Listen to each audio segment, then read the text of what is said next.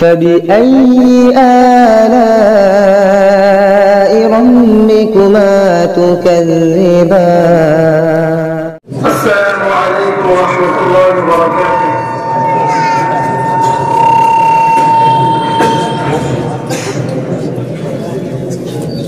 بسم الله الرحمن الرحيم.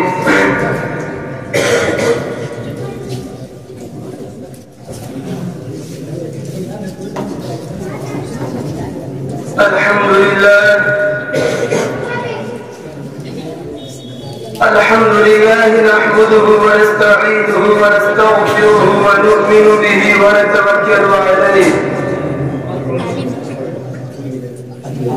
ونعوذ بالله من شرور أنفسنا ومن سيئات أعمالنا. من يهده الله فلا مضل له ومن يضلله فلا هادي له.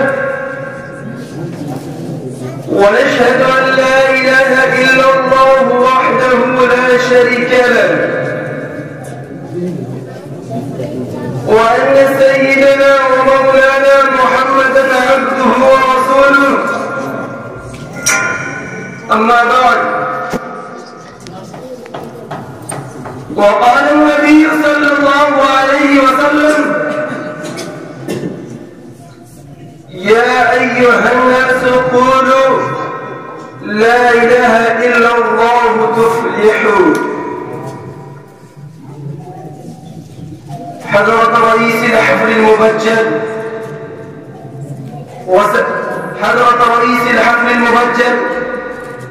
وسادة الأعزة وزملاء البررة وضيوف الأكارم، لقد قمت بين أيديكم لألقي عليكم خطبة وجيزة حقيرة حول الكلمة الساحرة لا إله إلا الله. فلنرجو من حضراتكم أن تستمعوا إلي وتنصتوا لي بكل شوق ورغبة.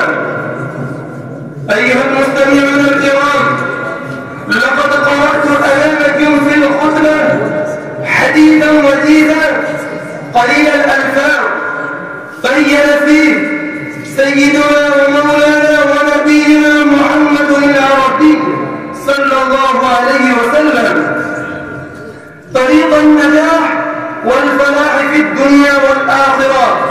فقال: أيها الناس قولوا لا إله إلا الله تفلحوا. فقال: أيها الناس قولوا لا إله إلا الله تفلحوا.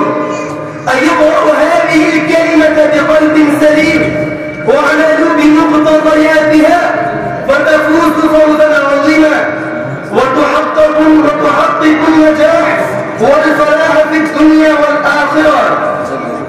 أيها السادة الأعزاء، إن هذه الألفاظ في باب الله وجيزة مختصرة قليلة جدا، ضئيلة حقيرة خفيفة جدا، ومن حيث القوة والطاقة أقوى وأعظم من الدنيا وما فيها. إن هذه الحقيقة لا تنكر أن في هذه الألفاظ طاقة وقوة ووعدا وكهربائية وتأثيرا وتفعيلا تخضر بها الزروع الجافة اللابنة ويعود بقواتها النشاط والقوة إلى الجسم وتجري الدماء في العروق والإنسان يشعر ويحس بدقيق الأحاسيس وترابطه الأماني والمشاعر وتتيقظ العواطف وتتوقد.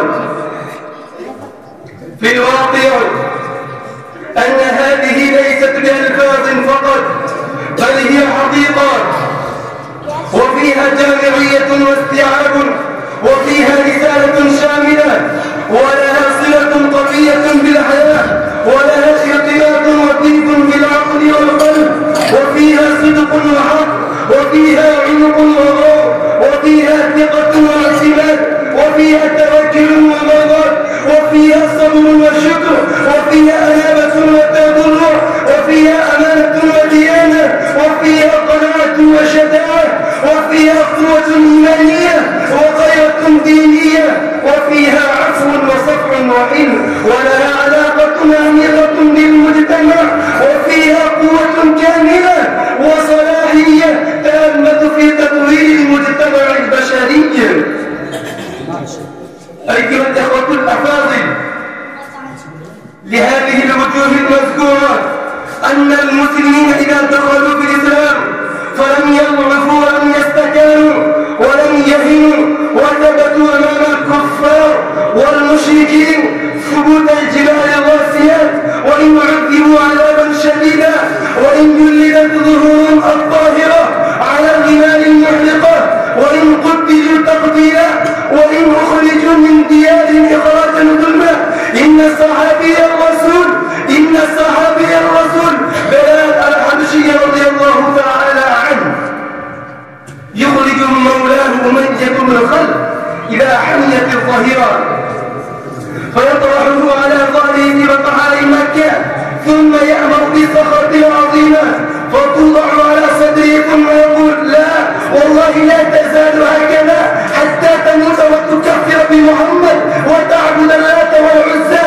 فيقول بلال الحبشي رضي الله تعالى عنه وهو في ذلك الحد.